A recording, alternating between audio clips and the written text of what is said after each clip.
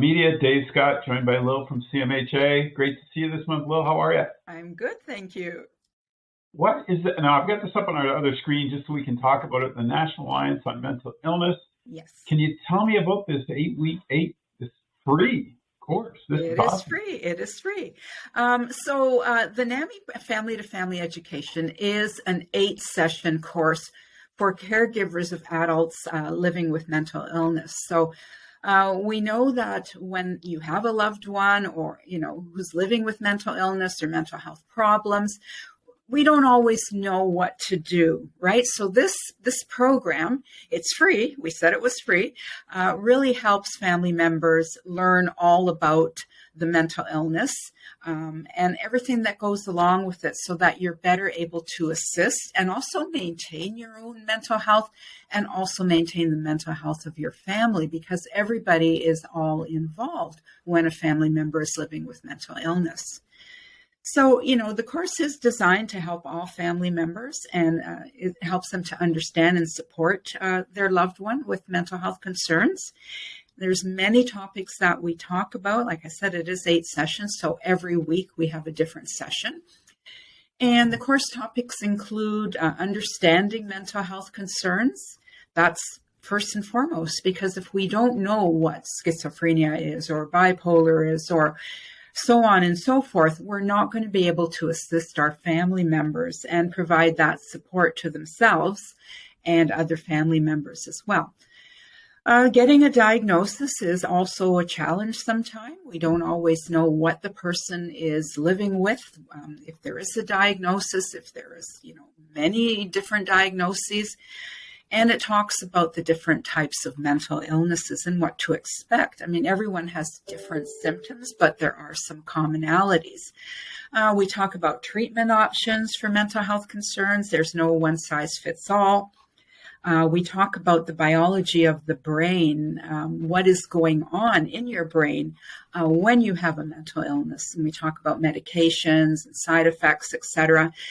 Most importantly, though, we talk about listening and communication techniques, because sometimes we just don't know how to listen. We don't know how to communicate. We may not say the right thing, or we don't know what to say. We think we're saying the right thing, and then it can make things worse. So just learning that is really important. We also talk about problem solving, okay, and limit setting. We understand that sometimes when people are symptomatic, they're symptomatic, they're not aware of their behavior and how it impacts the family. But talking about that limit setting and boundary setting so that, everyone can kind of get along is really important as well. And we also talk about recovery and rehabilitation as they relate to mental health concerns. And we also talk about moving forward as a family and self-care, because self-care is really important. When you have a loved one that's living with mental illness and you're really focusing on getting them well, getting them help, while also managing the impact on the family. Self-care is unfortunately the lowest thing on the totem pole, but we know that self-care should be the highest thing on the totem pole, because if you can't take care of yourself, what do they say? You may not be able to take care of others. So it's really important. Okay. I would think too. Yeah. I'm going to start throwing quick questions. Sure. I would think, I love the word communication, because I think that's a huge part of everything in society today. People tend to talk instead of listening first. Yeah. Right? They just want to get their opinion out, and you have to stop, like I'm doing right now. Yeah. And just listen to the conversation first. Right. Is it for families? Sometimes you want to go outside your family. Yes. Like, and is sometimes that something they talk about too? Because if I was struggling with something, I'm not sure I could talk to my family. Right. And some people cannot. Some people cannot. Their family is not a source of support. And that's perfectly okay. You will know that, and then you will seek external help, and that's perfectly fine.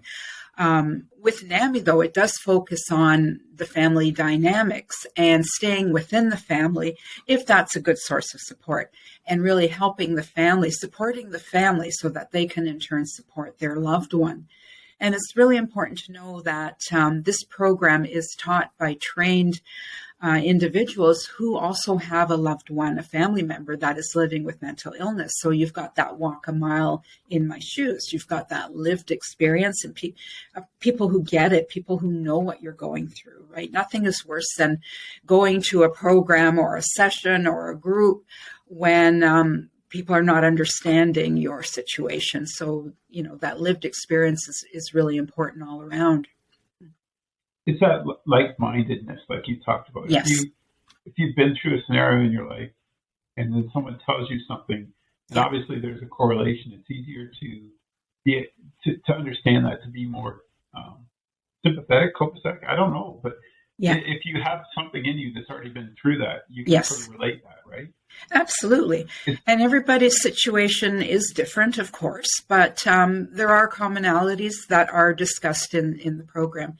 And not only is the program a good source of education, also support, right? Because you're in a group with people who are going through the same thing, who you're letting them know that they're not alone. And often they can't really talk about this with, just anybody, the neighbor or someone who really doesn't understand what they're going through. And often they really want to keep this within the family, right? So there's that opposite. Some people want to go outside the family because that's not a source of support. But then there's others who really want to keep it in the family and sort things out. And that's who the program is for. Is it, I would think if it was in the family and, I think if you're going through a crisis, you're kind of concerned how people are going to react to it. Yes, absolutely. And then if someone in your family says, I've had those feelings, all of a sudden it opens that bridge, that opportunity, because I'm sure you do feel all alone, right? You think, this is me, this is just me. Yes. And I'm sure in a lot of cases it's not, is it? Yeah. And, people do feel alone. And this is why it's really important for the support component of this group as well, in addition to the education piece, which is huge. Yeah.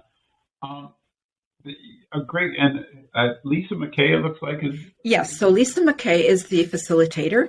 And if you wish to register, this one is Haldimand Norfolk specific.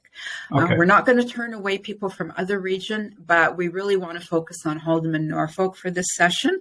We want to give priority to registrations from those areas. So it is starting Thursday, April 13th, and it is running for 8 consecutive Thursday evenings until Thursday, June the 8th. And it runs from 7 to 9, and it will be held at CMHA, our Simcoe location at 395 Queensway West. And if you would like to register or just to learn more about it, you can contact Lisa at either her email at lisam@cmhabhn.ca, or you can send a quick phone message to 519-752-2998, extension 113. 103. My goodness, don't call 113. 103. And I'll put this out on our Facebook page. Perfect. It's a great, it's these types of things that we need, right? CMHA can't go around solving everything, but at the same time, this is an opportunity for it to be part of the solution. Yes. In your family. I Yes. think that's critical. I think that's critical for the next how many years it takes, but we're going to have to do it. Absolutely. Not have to, we want to do it. Yes. It's an important thing. Yes. A quick follow-up on the bereavement one we did last month. We got lots of great feedback. And it just shows the power of people. You and I talked out there, and a couple of folks had come forward and said, hey, this is a great program. It helped me when my darkest hours. And I thought, that's really cool because it shows other people that it's okay to talk about it. And then it's such a big stigma with suicide. And thank you for doing that show. I really appreciate that. Getting that. Our pleasure. We need to get the word out as much as possible. And these podcasts have been very helpful. And we appreciate the opportunity, Dave. And one of the other things that folks had mentioned to me because of that one is asking us to do down the road a few more shows on farming. And I think you and I would love to do that. That's especially for Haldimand Norfolk Brand area. Such a big farm community. It's important to take care of our farmers, not just in the fields, but in the mental health aspect of it as well. 100%. 100%. All right. So again, this program starts April 13th, but you got to call early to register. We'll call to sign in, talk to Lisa. Yes. And like you said, it's limited space. So, yep. Do you guys run these often? You run them everywhere?